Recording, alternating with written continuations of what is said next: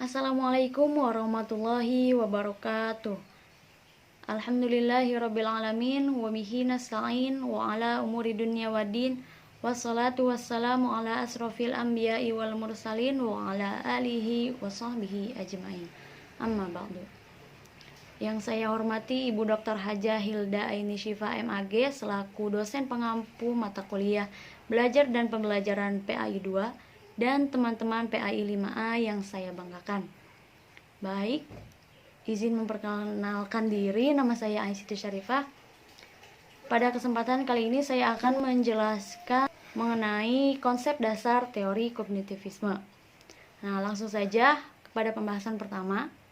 Berbeda pada teori sebelumnya, yaitu teori behavioristik, teori kognitif lebih mementingkan proses belajar daripada hasil belajar. Teori ini mengatakan bahwa belajar tidak sekedar melibatkan hubungan antara stimulus dan respon, melainkan tingkah laku seseorang ditentukan oleh persepsi serta pemahamannya tentang situasi yang berhubungan dengan tujuan belajarnya. Teori ini berpandangan bahwa belajar merupakan suatu proses internal yang mencakup ingatan, pengolahan informasi, emosi, dan aspek-aspek kejiwaan lainnya. Selanjutnya yaitu karakteristik belajar menurut teori kognitivisme. Ada beberapa karakteristik dalam teori belajar kognitif, yaitu tingkat kemampuan belajar, tahap perkembangan kognitif, advanced organizer, dan pemahaman konsep. Pertama yaitu menurut Robert Gainey, proses belajar adalah suatu proses di mana siswa terlibat dalam aktivitas yang memungkinkan mereka memiliki kemampuan yang tidak dimiliki sebelumnya. Kemudian menurut Piaget, perkembangan kognitif merupakan suatu proses genetik yang didasari karena perkembangan sistem saraf. Belajar merupakan proses identifikasi dan pengintegrasian stimulus atau informasi yang baru, skemata melalui tahap asimilasi, akomodasi, dan ekuilibrasi. Proses belajar seseorang akan mengikuti pola dan tahap-tahap perkembangan sesuai dengan umurnya. Menurut Brunner, dalam proses belajar, Brunner menekankan adanya pengaruh kebudayaan terhadap tingkah laku seseorang. Model ini sangat membebaskan peserta didik untuk belajar sendiri.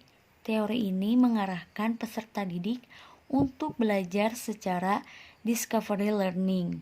Maksudnya adalah guru memberikan kesempatan pada siswa untuk menemukan sendiri suatu konsep, teori, aturan, atau pemahaman melalui contoh-contoh yang dijumpai dalam kehidupannya.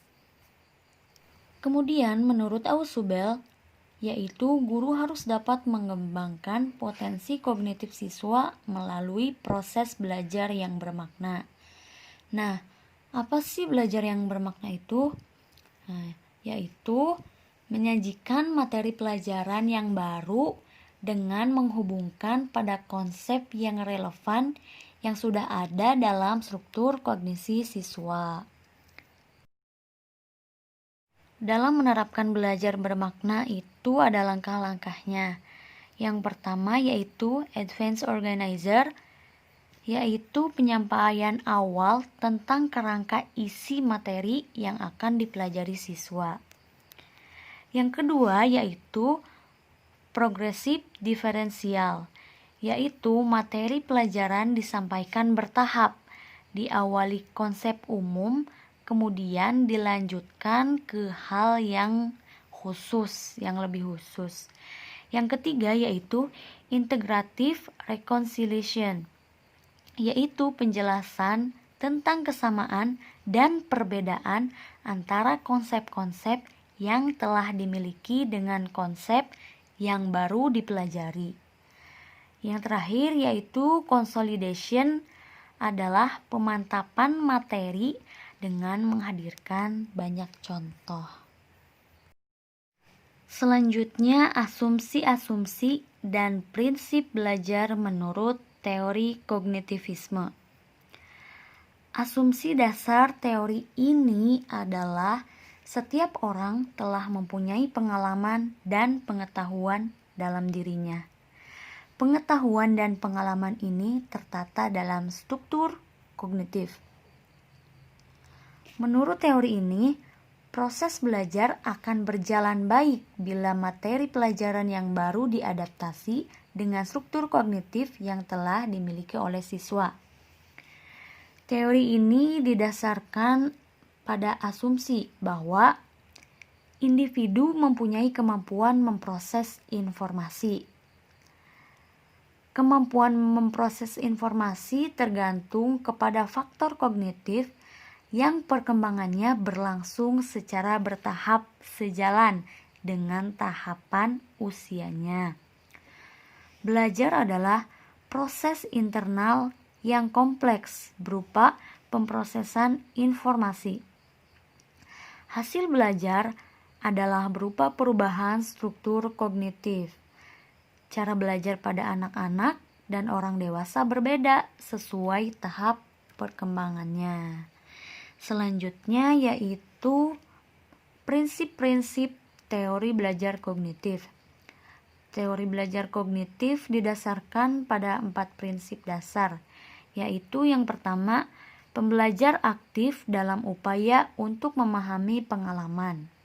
Yang kedua, pemahaman bahwa pelajar mengembangkan tergantung pada apa yang telah mereka ketahui. Yang ketiga, belajar membangun pemahaman daripada catatan.